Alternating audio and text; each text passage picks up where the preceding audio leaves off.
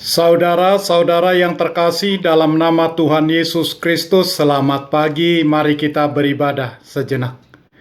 Kita menyanyikan buku NDHKBP dari nomor 40 ayat 1.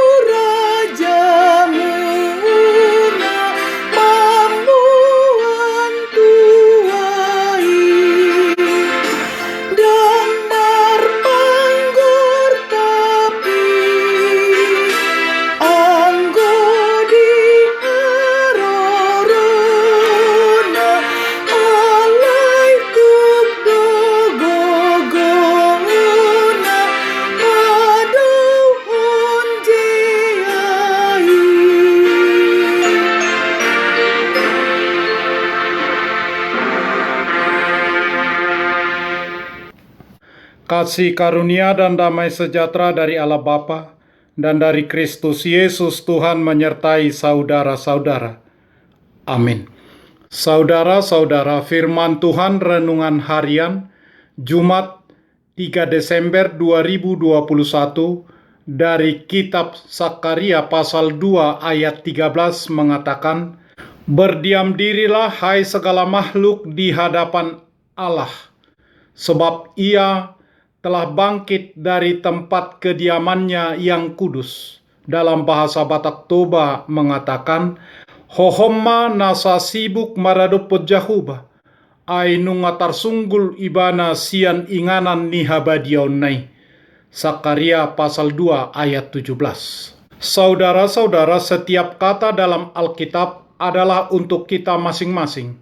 Kitab Ibrani pasal 4 ayat 12 mengatakan, "Sebab firman Allah hidup dan kuat, dan lebih tajam daripada pedang bermata dua manapun.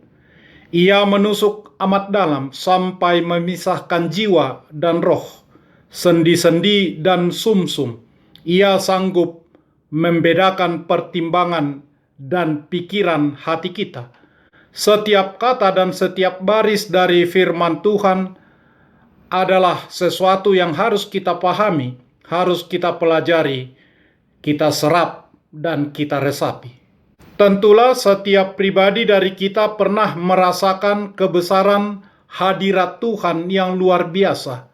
Apakah itu pada saat renungan pagi, renungan siang, atau renungan malam, atau saat ibadah hari Minggu, atau pada saat ibadah waktu khusus, waktu tertentu di tempat tertentu. Ketika saat-saat itu kita merasa terdorong untuk hormat, diam dalam keheningan di hadapan Tuhan.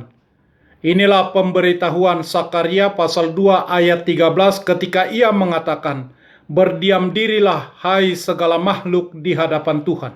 Ada waktu untuk berbicara, ada waktu yang pasti dalam berdiam diri. Kita fokus mendengar, menerima, dan menyerap kasih Tuhan dengan sikap rendah hati dan tenang. Dengan diam dan tenang, dimungkinkan memahami kekuatan kasih-Nya bagi kita. Inilah saat-saat tenang, teduh, intim, dan khusus yang kita nikmati di hadirat Tuhan untuk melihat bahwa Dia akan segera datang untuk mengumpulkan kita, sehingga kita dapat bersama-sama sepenuhnya dengannya selamanya. Pada penglihatan sebelumnya, Nabi Zakaria telah menubuatkan bahwa sisa bangsa Israel akan diganggu, bahwa musuh-musuh Israel akan diusir, dan bahwa Yerusalem akan menjadi tempat kediaman Tuhan. Tetapi untuk memenuhi janji-janji tersebut, harus ada reformasi moral dan spiritual umat. Penghakiman akan dimulai di rumah Tuhan, maka orang-orang perlu diam, menghormati dan memuji Tuhan, dan mengharapkan pemenuhan janjinya. Tuhan telah bangkit dan datang dari tempat tinggalnya yang suci. Dia tidak akan berhenti sampai dia menyelesaikan seluruh pekerjaannya. Ini adalah tentang kedatangan Yesus Kristus menjadi manusia. Pada hari itu, bangsa-bangsa akan meninggalkan penyembahan berhalanya dan bergabung dengan umatnya menyambut kedatangan kerajaan Tuhan. Tuhan akan melakukan sesuatu yang tidak terduga dan sangat mengejutkan dan untuk membela kepentingan umatnya yang telah lama tampak diabaikan. Tuhan, mengapa Engkau biarkan kami sesat dari jalan-Mu? Dan mengapa Engkau tegarkan hati kami sehingga tidak takut kepadamu? Kembalilah oleh karena hamba-hambamu, oleh karena suku-suku milik kepunyaanmu. Yesaya pasal 63 ayat 17. Tuhan tampak seperti tertidur selama bertahun-tahun, bahkan selama pemerintahan antikristus. Tetapi sekarang ia akan menjadi seperti orang yang terbangun dari tidurnya dan akan bangkit untuk membalas dendam pada musuh-musuhnya, membantu umatnya dan membuat mereka bahagia dan mulia.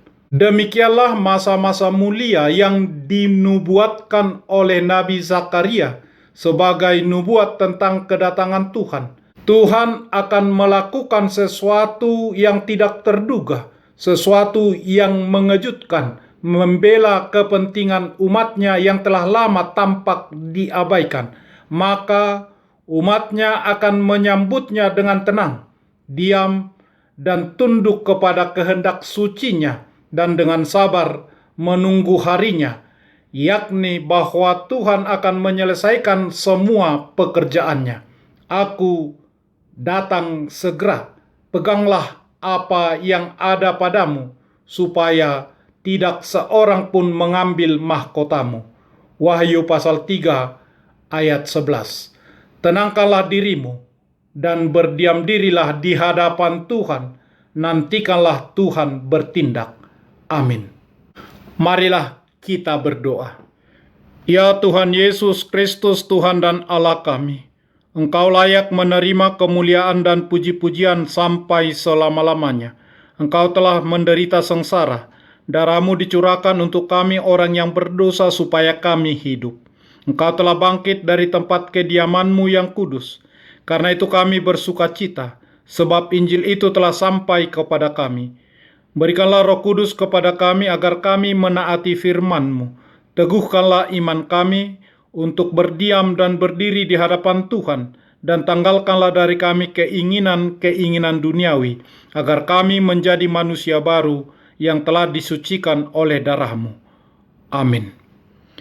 Marilah kita menyanyikan buku nyanyian HKBP dari nomor 40 ayat 1.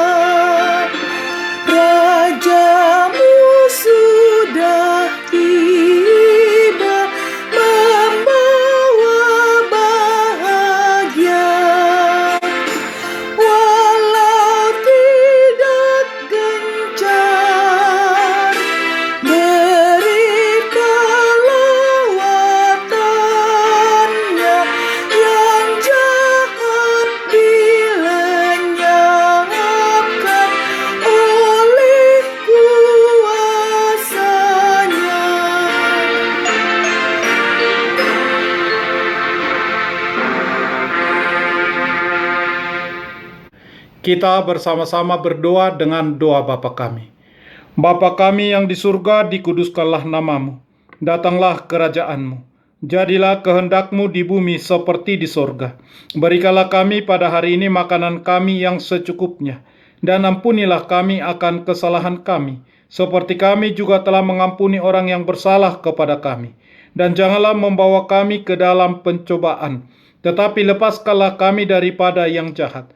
Karena Engkau punya kerajaan, dan kekuasaan, dan kemuliaan sampai selama-lamanya. Amin. Anugerah Tuhan Yesus Kristus, kasih setia Allah Bapa, dan persekutuan Roh Kudus menyertai saudara-saudara. Amin.